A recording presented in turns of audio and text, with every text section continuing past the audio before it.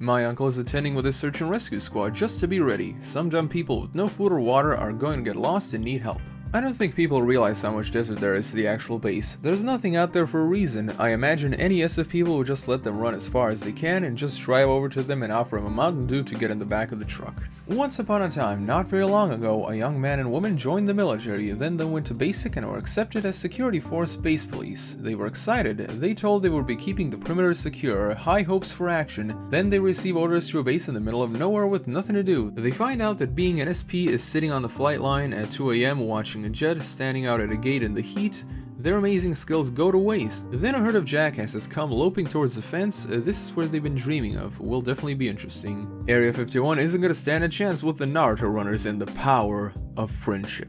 I worked security forces down the way at Nellis for a few years. I would say good luck getting in. First of all, it's just a crappy desert for miles. Second, when you cross into a restricted area, which is clearly denoted by many posted signs painted on the ground, when not dirt, a lethal force is authorized, no questions asked, but I would imagine that you would have to get in pretty far before lethal force is actually used. I think people might actually show up, but no one will actually do anything, and it will be guards at the border of the restricted area talking to neckbeards all night long. Retired MSG here. I honestly doubt more than a handful of people will actually make it to the installation since it's miles from the nearest town with no roads leading in. That said, I was assigned to the Army's Delta Force in the 2000s, and our guard force was not only authorized to use deadly force if there was a breach of the perimeter. They should, since the compound is regarded as a high value asset, but let's say for argument's sake, thousands of civilians make their way onto the installation. Most likely scenario will be a temporary extension of the installation's enforceable borders, augmented by local, state, and federal agencies working in conjunction to arrest them. Let's say thousands slip by these first echelons of LEOs, though you'd most likely have escalating use of force the closer they get to the installation. Let's say thousands make it through lasers, sonic, rubber bullets, and tear gas deterrents, and they get to the installation's physical barrier. They get shot and triaged on the site. ETA, and those that live will be prosecuted to the fullest extent of the law. Retired military here. From a public opinion standpoint, the base MPs and BASF are gonna have the short straw. If they don't stop the incursions into the restricted space, they'll be a laughingstock.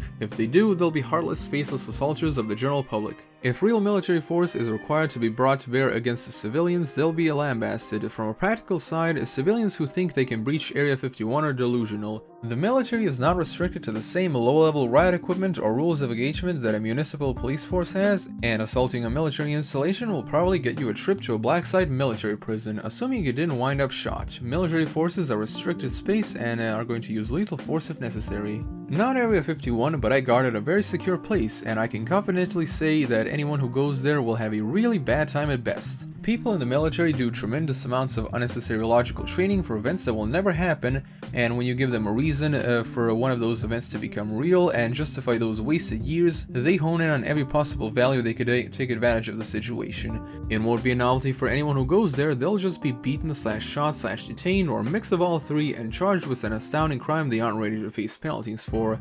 They are shaking meat in a bear's face, and both parties will ultimately suffer for it if it doesn't fizzle out. I think a lot of people are assuming that the Area 51 base is surrounded by a fence and a field. I don't think anybody that is actually taking the raid seriously realizes that there's miles and miles and miles of desert before you can even see the base. You're probably more likely to just die of exhaustion after first trying to Naruto run that distance. Not military at all, but I would figure that the best tactic would be to block mobile data communication if it hasn't been already. That would straight away scare off a high number of people, knowing that they don't have a safety net of live streaming their efforts. And those dozen or so that are excited could be taken out using non-lethal efforts. The government would much rather them stay alive, and so they can pay off the huge potential fines for trespassing on government property for those that have seen too much target practice. Popcorn will be ready, but maybe it's the capitalist in me, but I'm surprised that no one has found a way to monetize this. They can set up an alien exhibit outside and talk about the supernatural or whatnot. Might make it a yearly thing. I'm just excited to see if they actually replace the defective earplugs before they use the brown note. What do you mean that all MPs and security forces crap themselves? Effing 3M. It won't happen. As soon as the massive delusional people will hit the line that you can't cross, they'll be stopped. Maybe not with lethal force, but there's plenty of signs providing proper warning of being a restricted area, and lethal force can be used. We almost flew into that airspace and got buzzed by an F-16. We had no idea it was there. My father-in-law clipped the airspace with the wingtip of his M4. I'll say again, wingtip, and he was escorted to a landing strip and debriefed for 3 days. No one knew where he was. Former Area 51 employee here, I recommend using the back door. We always used to go out back for smoke breaks and we usually let a brick or something keep the door open. We would sometimes forget to take the brick out when going back inside. We usually blame it on the xenomorphs when our manager gives us crap for it.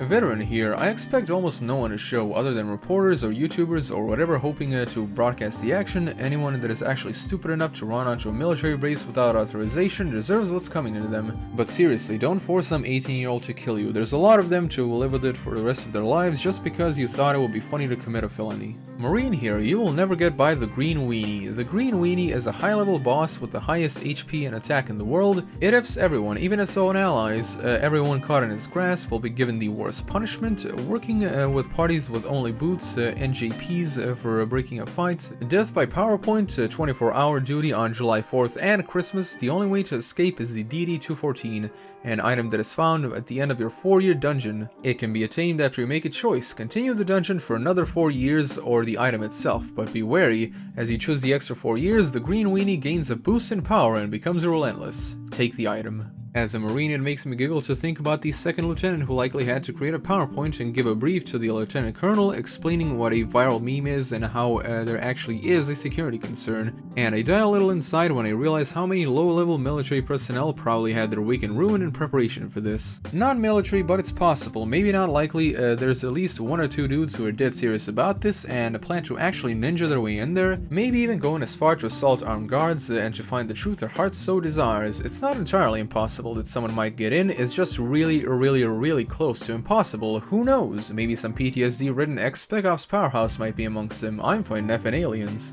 Well everyone, that about wraps it up for this video. I hope you like this new thing that I'm trying to do with these Ask Reddit videos, you know, without the intro and all that. Be sure to comment down what you think, and of course, what do you think about this whole Area 51 raid?